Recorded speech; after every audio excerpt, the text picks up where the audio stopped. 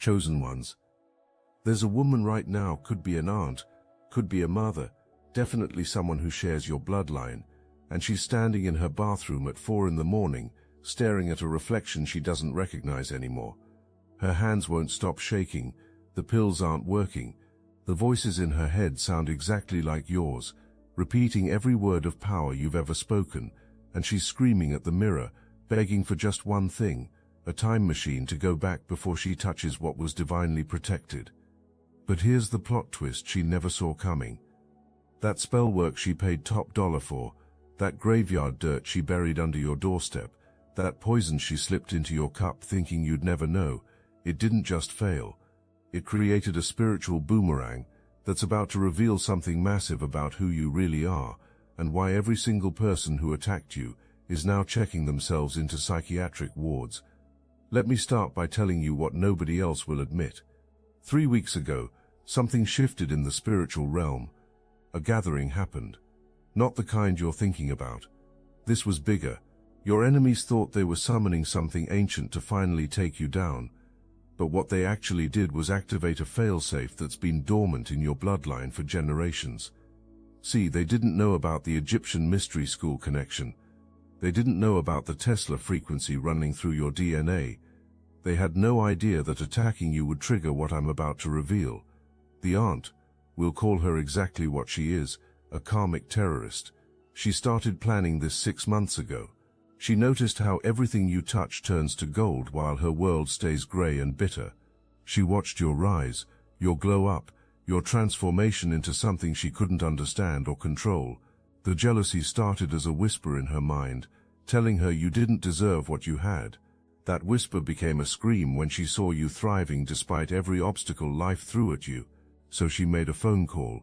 One phone call to that mother figure who's been secretly hating you since birth.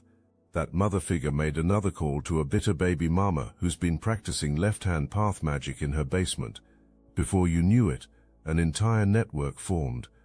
But wait, there's something they didn't count on, and this is where the story gets supernatural. Every meeting they held was being recorded. Not by the FBI, though they're involved now too. Not by hidden cameras, though those exist, but by something far more powerful. Your ancestors have been documenting everything in the Akashic records. Every single plot, every ritual, every curse, every animal sacrifice, every penny spent on black magic. It's all been notarized in the spiritual court system, and the judge assigned to your case. Let's just say they don't play about heaven's elite. The network they built was sophisticated. We're talking about a spiritual mafia with hierarchy, roles and specialized functions. The aunt was the coordinator, organizing meetings and collecting money. The mother figure was the emotional manipulator, spreading lies about you to justify their actions to others.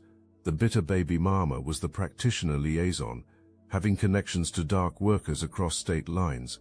They even recruited that cousin who always asked too many questions about your success, that family friend who never celebrated your wins, that neighbor who watched your house a little too closely. Each person had a role in this orchestrated attack, and each person is now paying a specific price for their participation. The practitioner they hired, this is where it gets interesting. This wasn't some corner store psychic with crystals and candles. They went deep, found someone who claimed to have access to ancient death magic, someone who promised them that this time would be different. This practitioner took their money, $20,000 to be exact, and performed rituals that should have ended you, should have driven you insane, should have destroyed your relationships, your money, your sanity, your very soul. The first ritual was performed at a crossroads during a new moon. They buried your personal items there, mixed with substances I won't even name. The second in a cemetery at midnight, where they tried to bind your spirit to the realm of the dead. The third, and this is where they sealed their fate, involved something so dark I can only tell you this innocent blood was supposed to guarantee success. But on the night of that third ritual, something unprecedented happened. The practitioner had gathered their most powerful tools, bones from sacred grounds, oils that cost thousands per ounce, sigils drawn in languages older than civilization. The ritual began at exactly 3 a.m. the devil's hour they call it. But 15 minutes in, something went wrong. The sacrifice was rejected. Not once, but twice the candles blew out. The altar cracked down the middle. The practitioner's tools turned against them. The very demons they summoned took one look at your spiritual signature and said, "We can't touch this one." The practitioner tried to force it, invoking names and pacts they'd made with lower realms, but instead of compliance, they heard laughter. Not human laughter, something else, something that made them realize they'd made a terrible mistake. Think about what that means. Even entities from the lower realms recognize divine authority when they see it. Even darkness itself bows to your light. The practitioner tried to hide this failure from your enemies, but the spiritual backlash had already begun. Their entire practice, built over decades, crumbled in a matter of days. Now here's where the rising action starts building into something explosive.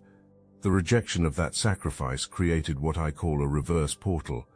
Instead of opening doorways to attack you, it opened doorways into their own subconscious minds. Every dark thought they ever had about you started playing on repeat in their heads. But it wasn't just thoughts. They started experiencing your memories, your pain, your journey. But from your perspective, they felt what it was like to be betrayed by family. They experienced the confusion of being attacked for no reason. The aunt started hearing your voice everywhere, not threatening her, just existing, just being powerful, and it's driving her to the edge of sanity. But here's the twist. She's also hearing her own voice, saying every nasty thing she ever said about you, every lie she told, every curse she spoke. It's like a spiritual echo chamber, where her hatred is being reflected back at her in stereo. She can't turn it off. The doctors find nothing wrong, but she knows the truth. She's being haunted by her own evil. The mother figure. She's experiencing something even worse. Every lie she ever told about you is manifesting as physical pain in her body. That time she said you were crazy. Now she's the one taking antipsychotics that don't work. That time she wished you were dead. Her organs are shutting down one by one. The doctors can't explain it. She knows exactly why, and that knowledge is more torture than any hell could devise. She's tried to confess, but when she opens her mouth to speak the truth, her throat closes up. She's literally choking on her own lies. But wait, remember that bitter baby mama I mentioned? She's the key to understanding how deep this conspiracy goes. She wasn't just doing regular spell work. She was connected to something bigger, something organized, something that's about to make national news. See, these people weren't just trying to hurt you spiritually. They were part of a network, a spiritual mafia that targets chosen ones for their energy, their destiny, their divine inheritance. And you, my friend, were supposed to be their biggest score. If this resonates with your spirit, and you're feeling that cosmic confirmation, hype this video right now, so other chosen ones walking this same path can discover what's really happening behind the veil. Because what I'm about to reveal next changes everything about how you understand spiritual warfare. This network operates like a multi-level marketing scheme for darkness. They recruit people with grievances against chosen ones. They teach them basic curse work. They connect them with practitioners. They take a percentage of any money or energy harvested. The baby mama wasn't just attacking you for personal reasons. She was earning points in this system, working her way up the hierarchy, and promised rewards for taking down someone as protected as you. She recruited 3 other bitter women, creating her own little coven, teaching them what she learned, spreading the infection of organized spiritual crime. The trafficking element. Nobody wants to talk about this, but I will. Some of these people were so desperate to destroy you that they got involved with networks that traffic in human souls, not metaphorically, literally. They made deals with organizations that kidnap innocents for ritual purposes. They put your name on altars where blood sacrifices happen. They tried to trade your destiny for material wealth and power, but every contract they signed with darkness got stamped, returned to sender by the universe itself. Here's a revelation that's going to blow your mind. One of them is about to snitch, not because they grew a conscience, but because the karma hitting their family is so severe that federal investigators are closing in.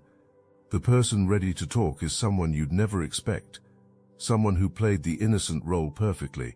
They smiled at every family gathering, they sent birthday cards, they acted concerned about your well-being, but behind closed doors, they were documenting everything for the feds, not to help you but to cover themselves when things went south. The pastor, let me tell you about this wolf in sheep's clothing. Every Sunday they stand at the pulpit preaching about love and forgiveness. Every Sunday they collect tithes and offerings.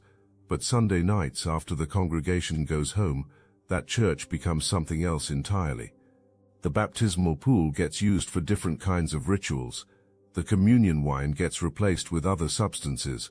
The altar becomes a place where photographs of chosen ones are burned while curses are spoken. This pastor has been doing this for 15 years. Hundreds of chosen ones have been targeted from that pulpit. But you're the one that broke the whole system. Now let me tell you about the divine masculine element, because this is where their jealousy really shows itself. There's someone meant for you, someone whose frequency matches yours at a soul level. These enemies could sense this connection forming before you even met this person. They knew that once you united with your divine counterpart, your power would multiply exponentially. So they worked overtime trying to prevent this union. They did spell work specifically designed to create confusion, mistrust, third-party situations. They wanted you alone, vulnerable, easier to attack. The baby mama's involvement here is particularly venomous. She's not just bitter about the past, she's terrified of your future. She knows that when you unite with your divine counterpart, every lie she told, every manipulation she attempts, every spell she casts will be exposed. Your divine counterpart carries a frequency that reveals truth. When you two come together, it creates a resonance that shatters illusions. All the false narratives, all the victim stories, all the manipulations get exposed simultaneously. She's been working desperately to prevent this reunion, but every spell she casts only accelerates it. But every spell they cast to separate you from love only cleared out the fake connections, leaving room for the real thing. Every ritual performed to block your blessings only removed the obstacles between you and your destiny. They literally cleared your path while trying to block it. The divine masculine or feminine, meant for you. They're feeling the pull right now. They're having dreams about you. They're seeing your name everywhere. They're being prepared by the universe to stand beside you as these enemies fall. And when you unite, the explosion of light will be so bright that every shadow these enemies try to cast will be permanently erased. The hometown element adds another layer of betrayal that's actually working in your favor. These aren't strangers from distant lands using remote magic. These are people who ate at your table, who smiled in your face at family reunions, who pretended to celebrate your wins while secretly plotting your downfall. The fact that they're from your hometown means they violated sacred laws of hospitality and kinship. In spiritual law, betraying family blood carries 7 times the karma of attacking a stranger. Your hometown is about to become ground zero for a spiritual reckoning that people will talk about for generations. The coven they formed there, thinking they were hidden, thinking they were protected by their numbers and their combined hatred, every member is experiencing simultaneous breakdown. Mental, physical, spiritual, financial, complete systematic destruction of everything they built on the foundation of attacking you. Local hospitals are seeing an influx of psychiatric emergencies they can't explain. The police are getting calls about people talking to themselves on street corners, successful business owners suddenly acting erratic, respected community members being found wandering confused in the middle of the night. The local news hasn't connected the dots yet, but they're starting to notice patterns. Multiple members of the same families being admitted for psychiatric evaluation. Successful businesses suddenly failing for no apparent reason. People who were pillars of the community now exhibiting signs of severe mental illness. There's actually a journalist who's been tracking these incidents, sensing there's a bigger story. They have no idea they're about to uncover evidence of spiritual warfare that will change how their entire town understands reality. Now here's where we reach the climax of this divine drama. The practitioner who took their money. They're not just terrified, they're dying. The backlash from that failed ritual didn't just destroy their practice. It's destroying their body. They've seen what happens when you attack someone who's cosmically protected. They're calling your enemies, warning them to stop, telling them that continuing means certain death. But here's the thing about spiritual criminals. They don't believe in consequences until those consequences are destroying them. Some practitioners have actually left the country, trying to escape the backlash of touching someone marked by heaven. There's a practitioner in Miami who was famous for their death magic, who now spends every day in church praying for forgiveness. There's one in New Orleans who burned all their tools and moved to Montana. There's one in Los Angeles who went completely insane and is now institutionalized, drawing symbols on the walls that spell out your name. The mental deterioration happening to your enemies is following a specific pattern that proves divine orchestration. First they lost sleep. Then came the paranoia. Then the hallucinations started. Now they're in full psychotic breakdown. But here's the kicker. They're completely aware of what's happening to them. They're conscious inside their madness, watching themselves fall apart, unable to stop it. The aunt who started this, she's been admitted 3 times this month. Each time she tells the doctors the truth about the spell work, they increase her medication. Nobody believes her. She's trapped in a prison of her own making, where the truth sounds like insanity. The irony is perfect. She tried to make you look crazy, and now she's the one in a straitjacket. She wanted you talking to yourself, and now she can't stop having conversations with voices only she can hear. She paid for confusion spells, and now her own mind is a maze she can't escape. The mother figure's deterioration is even more poetic. Every curse word she spoke over your life has become a physical ailment in her body. Called you heartless. Her heart is failing. Said you were brain dead. She's having seizures. Wished death upon you. Her cells are dying at an accelerated rate. The medical establishment has no explanation, but she knows exactly why this is happening, and that knowledge is eating her alive faster than any disease. The baby mama's breakdown is happening in public for everyone to see. She was always concerned about image, about appearing successful and put together. Now she's falling apart in grocery stores, having episodes at her job, screaming at invisible enemies in parking lots. The very platform she used to assassinate your character is now documenting her descent into madness.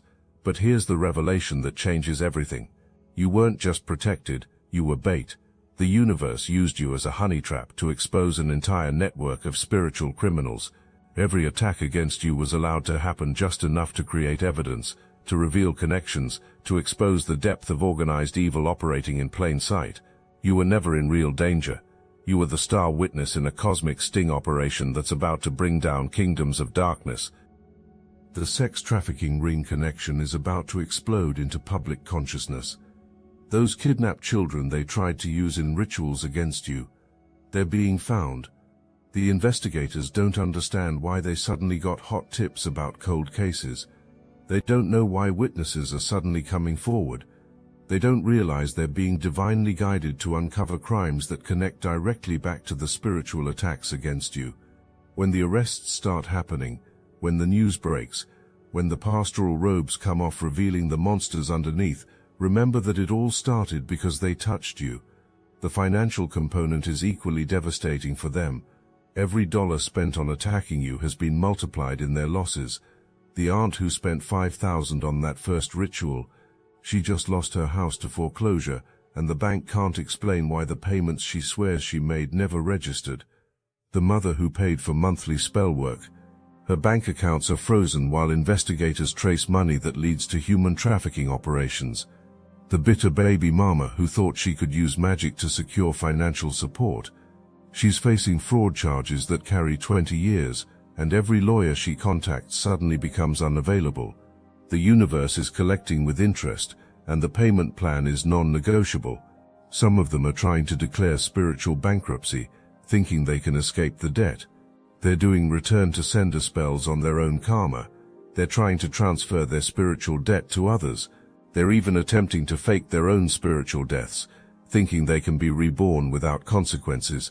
But karma doesn't recognize bankruptcy. Karma doesn't accept payment plans. Karma doesn't negotiate. It collects in full, with compound interest, at the worst possible moment. Now as we approach the resolution, Let me show you how the circle completes itself in the most divine way possible. Remember that time machine they're begging for. Even if it existed, going back wouldn't save them, because your protection was written before time began. Your victory was decreed before they were born. Every move they made against you was already accounted for in the grand design. They were always meant to fall, and you were always meant to rise through their opposition. The psychiatric wards filling up with your enemies aren't random institutions. They're specific facilities that specialize in cases that can't be explained by conventional psychology. The doctors are starting to notice patterns. Multiple patients from the same geographical area, all exhibiting similar symptoms, all claiming they're being haunted by someone they tried to harm through spiritual means. There's actually a researcher who's begun documenting these cases, not knowing they're about to uncover evidence of spiritual warfare that will change how we understand consciousness itself. This researcher has noticed something fascinating. All these patients draw the same symbols. They all report the same visions.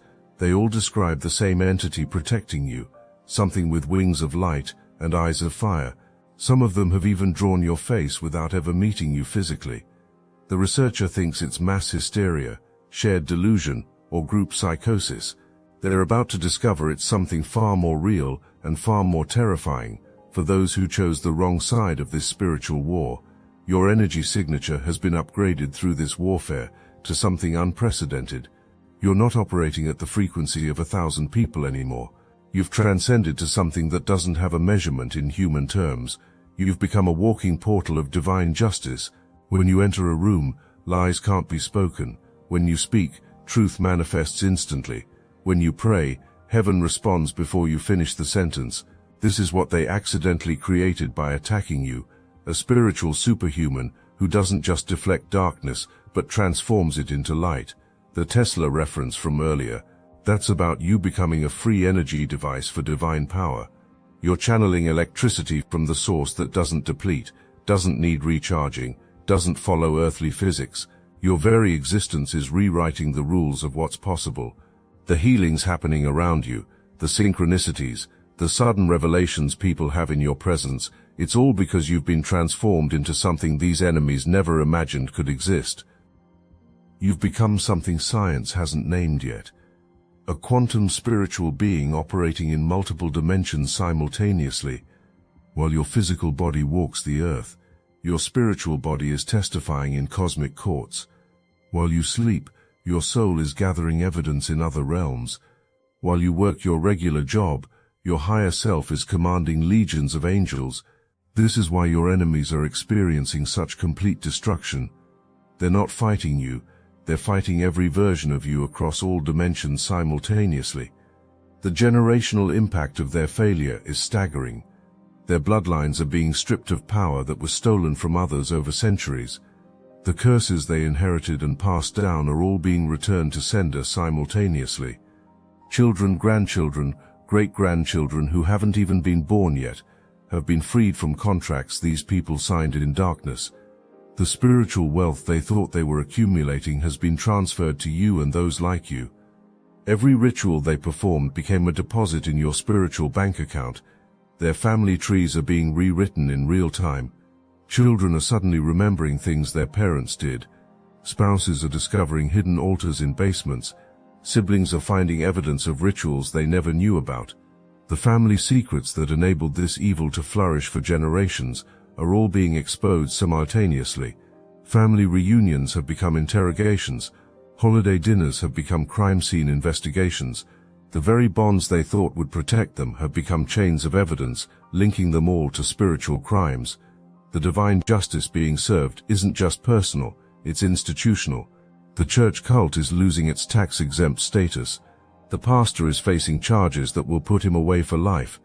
The congregation members who participated in the attacks are losing everything they thought they gained through dark prayers. The very building where they performed their rituals is being investigated for health code violations that will shut it down permanently. Every institution that harbored these spiritual criminals is being dismantled from the inside out.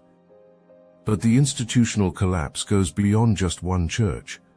This is triggering investigations into religious organizations nationwide. Suddenly patterns are being noticed. Financial irregularities that were overlooked are being examined. Missing persons cases near certain churches are being reopened. The entire religious industrial complex that enabled spiritual warfare against chosen ones is being exposed and dismantled. Your case is the domino that's toppling an entire system of spiritual oppression. But you're thriving in ways that make their destruction even more complete. Every business idea you have succeeds. Every relationship you enter is blessed. Every door that was closed has not just opened, but been removed from its hinges. You're walking in a level of favor that makes their curses look like children playing with toys. The contrast between your rise and their fall is so dramatic that even skeptics are starting to believe in divine justice. Your success isn't just personal, it's prophetic. Every achievement you unlock becomes a testimony that echoes through spiritual realms. Your victories are being studied by angels. Your breakthroughs are being documented in heavenly archives. Your story is being told in dimensions you haven't even visited yet. You've become a living legend in realms you don't even know exist. This is why your enemy's defeat is so complete. They didn't just attack a person, they attacked a prophecy in motion. The ancestors making an example of these people aren't playing games. They're creating a spiritual precedent that will be referenced for millennia. Future generations of practitioners will study what happened to those who attacked you as a cautionary tale. Your name will become synonymous with divine protection. The mere mention of what happened to your enemies will make dark workers refuse cases. You've become untouchable, not through your own power, but through the spectacular failure of those who tried to touch you. As this cosmic drama reaches its conclusion, the woman in the bathroom mirror, the one begging for a time machine, receives her final revelation. She sees now that you were never the target, she was. The universe used her jealousy, her hatred, her willing participation in evil to expose and destroy a network of darkness that had operated for generations. Her attack on you was the universe's way of saying enough. She was the instrument of her own destruction and the destruction of everyone connected to her darkness. The time machine she wants so desperately. It's a metaphor for the regret that's eating her alive. She doesn't really want to go back in time. She wants to go back to innocence, to before she knew what it felt like to have heaven itself as an enemy. But that innocence is gone forever. She's seen behind the veil. She knows that spiritual law is real, that karma is precise, that divine justice is inevitable, and that knowledge, that absolute certainty that she chose the wrong side in a spiritual war, is the real source of her madness. Every psychiatric medication they take makes it worse because the problem isn't chemical, it's spiritual. Every therapy session fails because they can't admit the truth without sounding insane. Every attempt to find peace is blocked because they declared war on peace itself when they attacked you. They're living in a hell of their own creation, and the exit door they're looking for doesn't exist. The only way out is through the complete destruction of everything they built on the foundation of hatred. The federal investigations intensifying around them are being guided by forces they don't understand. Prosecutors are having dreams about evidence locations. Judges who are going to be lenient are suddenly feeling compelled to give maximum sentences. Witnesses who were afraid to come forward are finding courage they didn't know they had. The entire legal system is being used as an instrument of divine justice, and there's no lawyer skilled enough to defend against heaven's prosecution. Your protection isn't just continuing, it's multiplying. Every day that passes you become more untouchable. Every attack that fails makes your defense stronger. Every enemy that falls becomes a testament to your divine coverage. You're not just surviving this spiritual war, you're winning it so completely that future battles won't even need to be fought. Enemies will see what happened to those who came before and choose peace instead of war. The divine masculine or feminine meant for you is closer than ever. The very attacks meant to keep you apart have created an unbreakable spiritual bond. They're feeling the pull, following the signs, being guided to you by the same forces that are destroying your enemies. When you finally unite, the power released will reshape reality around you. Everything your enemies tried to prevent will manifest at once, creating a love story that makes their hatred look even more pathetic. This union isn't just romantic, It's cosmic. Two fragments of the same star finally reuniting after being scattered across dimensions. The hometown that harbored these enemies is about to experience a cleansing that will make history, not through natural disaster or economic collapse, but through the systematic exposure of every hidden evil, the trafficking rings, the ritual sites, the financial crimes, the spiritual corruption. It's all being brought to light. Your hometown will be forced to confront the darkness it allowed to flourish, and that confrontation will transform it completely. Some will call it revival. Others will call it judgment. You'll know it as vindication. Now the following is a message meant exclusively for the chosen. If you are compromised by archonic forces, this is not meant for you, and by the spiritual authority conferred to us by the secret chiefs of the Obsidian Inner Order, we grant you license to depart. If not, steel yourself and listen intently, for you shall be redeemed even as we are redeemed. The Obsidian Inner Order is not a program, it's not a course, it's not some feel-good spiritual retreat. We don't sell answers, we remember together. We teach psychic self-defense, real energetic shielding against entities, implants, and interference. We restore manifestation as it was meant to be, raw, immediate, and exact. Every week we gather in secret, not to worship but to awaken, to speak what can't be said anywhere else, to deprogram the matrix layer by layer. You'll know if you're meant to be there. You'll feel it in your bones. The chosen meet every week on Zoom. Why aren't you with us yet? Got gnosis? Join the Obsidian Inner Order. Link in the description. As we complete this circle, returning to that woman in the mirror, but now with full understanding, she represents every enemy who thought they could touch God's chosen and remain standing. Her desperate wish for a time machine is actually the universe's way of showing her that some mistakes echo through eternity. Some attacks create karma that follows you beyond this lifetime. Some chosen ones are so protected that attacking them is spiritual suicide. You stand now not as a victim who survived, but as a warrior who conquered without lifting a finger. Your enemies destroyed themselves using the very weapons they aimed at you. Your protection turned their curses into blessings, their attacks into upgrades, their hatred into your elevation. The time machine they want doesn't exist, but even if it did, they'd discover that you were always meant to rise and they were always meant to fall.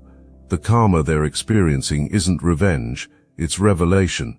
The universe is revealing what happens when darkness challenges light, when jealousy confronts destiny, when human hatred meets divine love. You are the living proof that some people are untouchable, not because they're perfect, but because they're perfectly protected. Some destinies are unchangeable, not because they're rigid, but because they're divinely ordained. Some victories are inevitable, not because the battle was easy, but because the outcome was written before the war began. This is your story, chosen one, not of survival but of sovereignty, not of protection but of power, not of defense but of dominance. While they beg for time machines and second chances, you're creating new timelines and first-time miracles. While they check into psychiatric wards, you're checking into new levels of consciousness. While they lose their minds, you're finding yours. While they fall apart, you're coming together with everything meant for you. The circle is complete. The woman in the mirror has her answer. There is no time machine. There is no escape. There is no undoing what's been done. There is only the eternal truth that you are chosen, protected, and victorious. And anyone who wishes they had a time machine to undo their attacks against you is actually wishing they had never discovered that some lights are too bright to extinguish, some souls too powerful to destroy, and some chosen ones too divinely protected to touch. Your enemies wanted a time machine. What they got was a timeless lesson in divine justice. And that chosen one is the karma they'll carry forever.